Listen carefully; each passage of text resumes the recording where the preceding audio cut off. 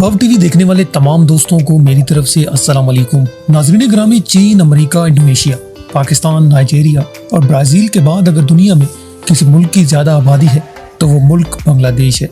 जनूबी एशिया में भारत के बाद अगर कोई दूसरी बड़ी माशी ताकत है तो वो बांग्लादेश है। दुनिया में मौजूद शहरी मुल्कों यानी ऐसे मुल्क जो एक शहर या एक जजीरे पर आबाद हो, जिनमें बहरीन, मुकाओ, अगर इन मुल्कों को फहरिस्त से निकाल दिया जाए तो दुनिया का सबसे गुंजान आबाद मुल्क होगा वो बांग्लादेश ही है।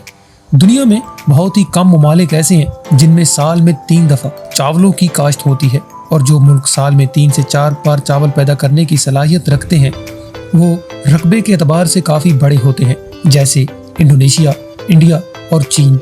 जबकि एक ऐसा मुल्क जिसका टोटल रकबा 1,48,460 मुरब्बा किलोमीटर है और अपने रकबे के एतबार से वो दुनिया में 92 नंबर पर गिना जाता है।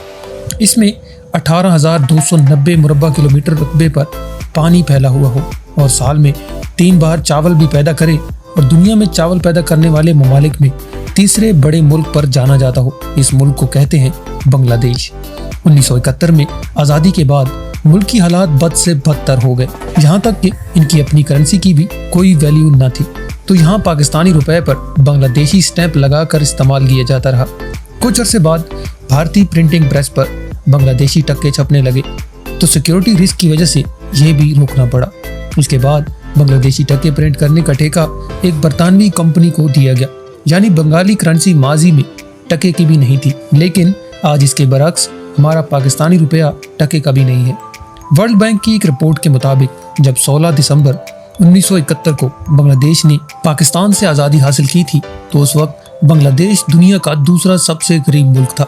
लेकिन आज बांग्लादेश जनूबी एशिया की दूसरी जबकि एशिया की 10वीं सबसे बड़ी मुआशी ताकत है, जबकि पाकिस्तान का इस फहरिस्त में नंबर 17 है।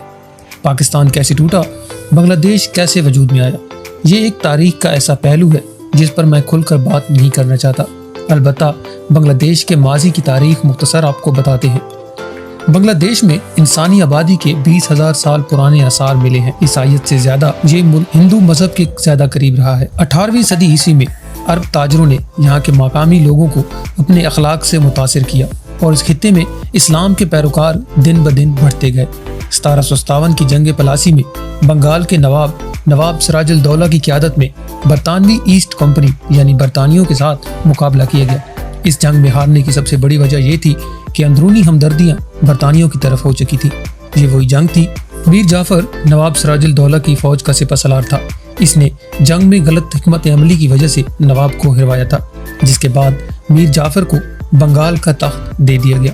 दोस्तों, अगर इस मुल्क के मुताल्लिक दिलचस्प हकायक की बात की जाए तो ये मुल्क 91% मुसलमानों के साथ मुस्लिम दुनिया का तीसरा बड़ा मुल्क है। मुल्क की सरकारी जबान बंगाली है।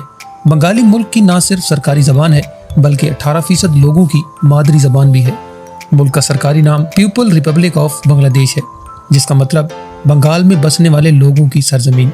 जिस तरह किसी पाकिस्तानी के लिए इंडिया का वीज़ा लेना मुश्किल है, इसी तरह पाकिस्तानियों के लिए बांग्लादेश का वीज़ा लेना भी मुश्किल है। बांग्लादेश दुनिया का 10वां बड़ा मछली पैदा करने वाला मुल्क है। एक अंदाजे के मुताबिक बांग्लादेश के 1,17,00,000 अफराद का रोजगार मछली पकड़ने से मुंसलिक है। जैक फ्रूट को बांग्लादेश का कौमी फल होने का एजाज़ हासिल है। रॉयल बंगाल टाइगर को बांग्लादेश का कौमी जानवर होने का एजाज़ हासिल है। आम का दरख्त यहाँ का कौमी पेड़, मैगफी रॉबिन नामी चिड़िया यहाँ का कौमी परिंदा माना जाता है। वाटर लिली के फूल को यहाँ का कौमी फूल।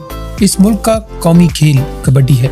बांग्लादेश के शहर ढाका को दुनिया में मस्जिदों का शहर माना जाता है, क्योंकि इस शहर में मस्जिदों की तादाद दुनिया के किसी भी मुल्क से ज़्यादा है। उम्मीद करता हूँ आज की वीडियो आपको पसंद आई होगी। मिलते हैं अगली वीडियो में, तब तक मुझे दीजिए इजाज़त। अल्लाह ने के पान।